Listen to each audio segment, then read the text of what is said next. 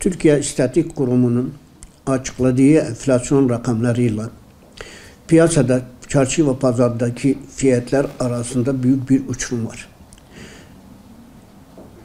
TÜİK'in açıkladığı rakamlar artık inandırıcı gelmiyor. Ne vatandaşa, ne emekliye, ne hiç kimseye. Emeklilerin temel ihtiyaç maddelerinde harcadıkları, cebinden çıkan paraları baktığında enflasyonun çok üzerindedir.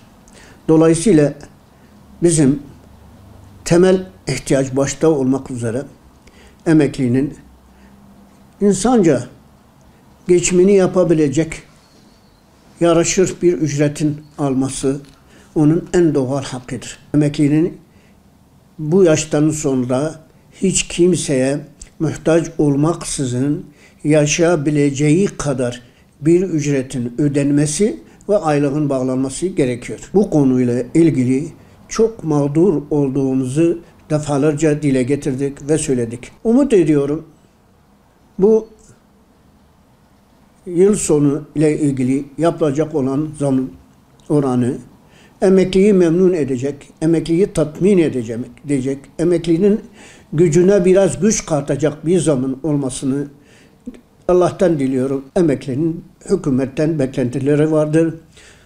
Maaş bağlama oranında olsun, emekli aylıklarıyla ilgili olsun, ikramiyeler, sosyal haklarla ilgili olsun. Bunların tümünde bir iyileştirmenin yapılması gerekiyor. En düşük emekli aylığının ne kadar olması gerekiyor? Şimdi en düşük emekli aylığının maaşı bize göre en az asgari ücret seviyesinde olmalı. Biliyorsunuz bir açlık sınırı var, yoksul sınırı var Türkiye'de. Biz ne diyoruz ki emeklinin alacağı ücret asgari ücrette verilen ücretin miktarı kadar olsun. Bunda çok fazla bir şey değildir aslında. Yani bu ülkenin insanlarını mutlu etmek, bu ülkenin insanlarına hayat şartlarında katkı sunmak çok zor işler değildir bana göre.